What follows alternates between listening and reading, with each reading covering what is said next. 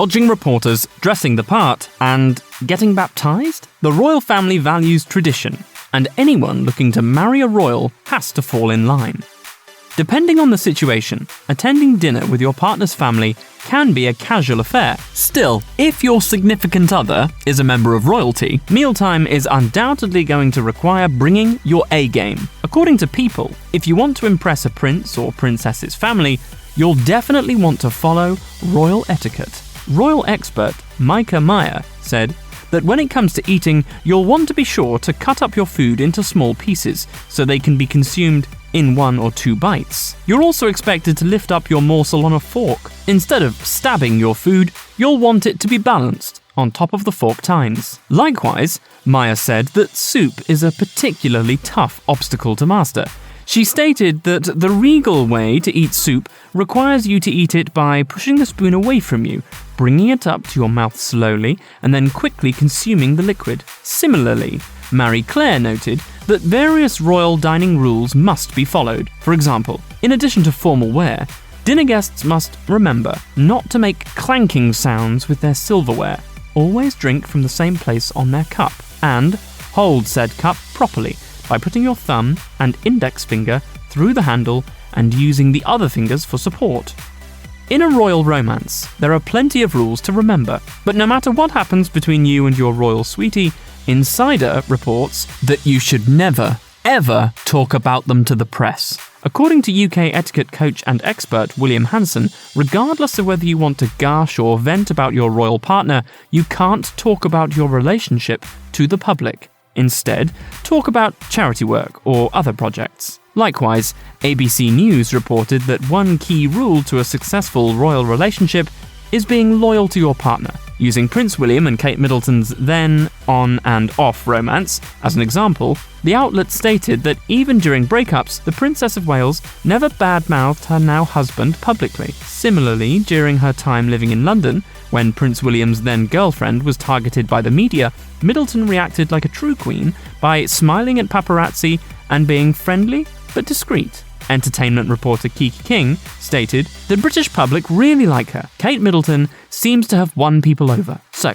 with that love story's happy ending, it seems like the Princess of Wales's approach is definitely the right way to go. To death us do part. With plenty of rules for royal dating, you'll want to remember to dress the part. According to Insider, even though you don't have to start living in pantyhose or a suit, you'll want to dress more formally if you're attending an event with your royal partner. Likewise, the aforementioned etiquette expert William Hanson stated that some royal events can be more formal than others.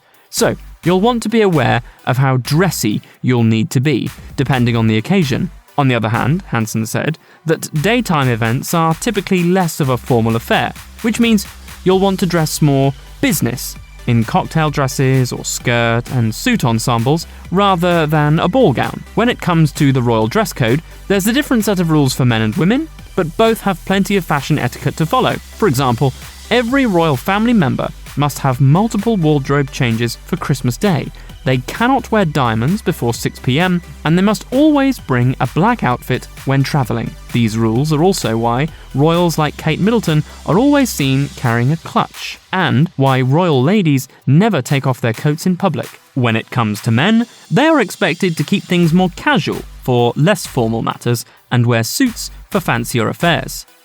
In addition to following other protocols, Evening Standard recommends that those in royal relationships should consider getting involved in charity work. Using Meghan Markle as an example, they pointed out that the Duchess of Sussex previously stated in an interview that charity work was something that she and her now husband, Prince Harry, bonded over. Likewise, our favourite etiquette expert, William Hanson, told the outlet that the royal family is big on being charitable. Hanson added that charity duties were something that Markle was already interested in before meeting Prince Harry. He said of her, "She's already heavily involved in women's rights, which is new and exciting territory for the royal family. And she brings relatability, even more so than the Duchess of Cambridge." Women don't need to find a voice. They have a voice. They need to feel empowered to use it. Us Weekly reported that charity work played a significant role in the Duke and Duchess of Sussex's relationship, both before their marriage and later in their decision to break away from royal duties. One example of charity work that's important to the couple is the Invictus Games. the first of which Prince Harry organised in 2014, 2 years before he met Markle. The charity was created with the goal of earning money to assist wounded, injured and sick veterans and allow them to compete in Paralympic-style sports. Later, while the pair were dating, Markle joined her partner and assisted with the charity, something they continued to do together even after they got married. If you've jumped into the world of royal dating and things have gone well, maybe you're seriously thinking about taking the next step and making things official. Still, when it comes to a royal relationship, getting engaged and then getting married is far more complicated than simply saying yes and I do. Before embarking on a royal engagement, the royal family member might need to first get permission from the reigning monarch. While this rule used to apply to all royal family members, in 2013, the law was altered to only involve the 6 royals closest to the throne, who at that time each had to ask Queen Elizabeth II for permission to marry. However, the source noted that in 2015, when Princess Charlotte was born, Princess Beatrice of York became 7th in line to the throne, thus allowing her to forego written permission from the Queen before getting engaged.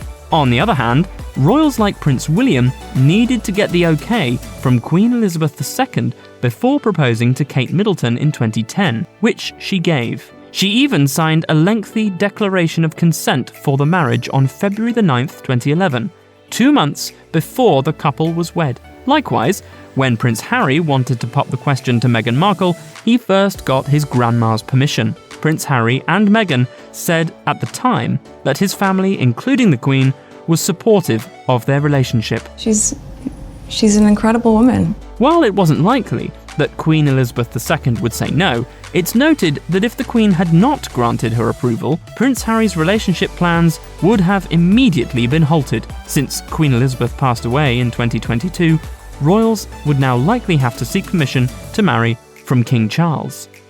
Those eager to tie the knot with their royal boo need to be aware of what they're giving up, and there are plenty of changes to adjust to. For example, even if you're marrying the king or queen, your title isn't quite the same as it would be if you had been born into the royal family. So, if a British queen marries a non-royal, he becomes known as a king consort, but he isn't a king. Similarly, when Prince William takes the throne, Kate Middleton, although now a princess, will be referred to as Queen Consort, as Queen Camilla is now. Another thing that will be affected by marrying a royal is political affiliation. While the royal family represents their country, they don't participate in political events, so you'll also be expected to remain politically neutral. Additionally, if you marry into the royal family, you'll have to be referred to by your royal title. So, Kate Middleton and Prince William are known as the Duke and Duchess of Cornwall and Cambridge. Another, weirder rule involves the game Monopoly. You have to give up playing if you become a member of the royal family. In 2008, the late Queen reportedly banned the royal family from playing because they would become overly competitive. If you and your royal partner decide you want to tie the knot, you might also need to get baptized before walking down the aisle for your royal wedding. Before getting married to Prince Harry, Meghan Markle got baptized in a low-key ceremony at St George's Chapel in Windsor Castle.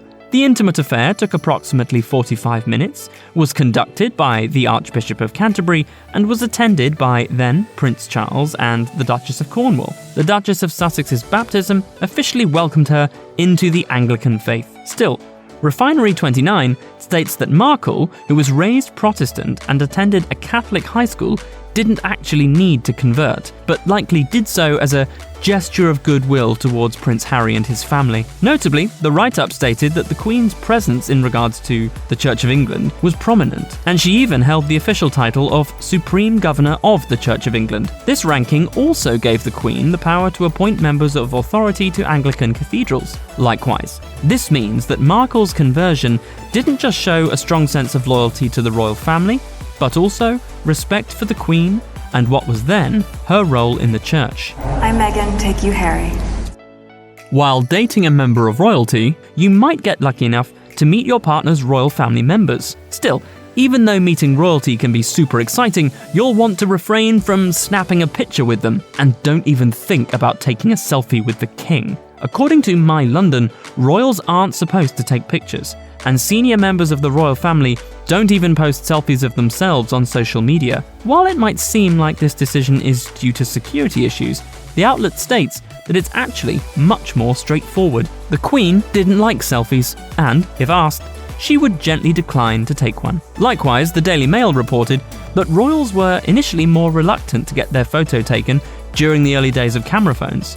However, in recent years, royals like Kate Middleton, Prince William, Meghan Markle, and Prince Harry have posed for quick snaps with various members of the public. Even royals like King Charles, who's previously admitted that he loathed selfies, has been seen taking quick pics with people eager to get a photo with the royal. We don't yet know whether King Charles will reverse this policy altogether.